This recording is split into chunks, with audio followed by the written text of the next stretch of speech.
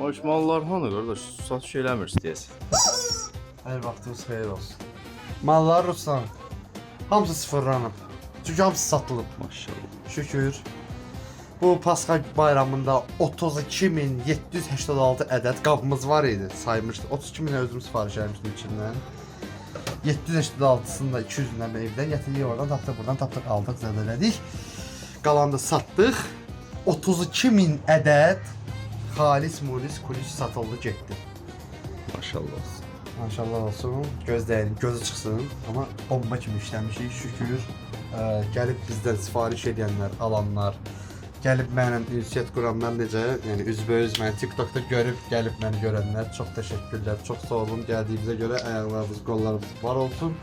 Gördüyünüz bütün bu stoklar hamısı sıfırlanacaq. Bu şirniyyətə də artıq sonlarda onlar da evdə aparıb özümüz yeyəcəyik. Bütün hər şey sıfırlanıb, restavrasiya dövrü falan olacaq. Onu mən sizə qabaqdan deyəcəm. Qalan yəni yenə də fəaliyyətdə olacaq. Hal-hazırda dezinfeksiya işləri gedir. Hal-hazırda dezinfeksiya işləri gedir. Maskamız da deyil, burada da maska da orada görürsünüz. Və dezinfeksiya işləri gedir, hər şey düzəldirik, hər şey təmizləyirik ki, yenidən bütün qoğallarımızla, 28-i səs salan qoğallarımızla yenə fəaliyyətdəyik. Bütün yeni şirniyyatlarla, ətli, toyuqlu və s. və ilə yeni reseptlərlə qarşınızda olacaq. İzləmədə qalın. Gəlin mağazamıza, görüşənədək öpürəm sizi və arama basıram. Bir daha təşəkkürlər hamıya.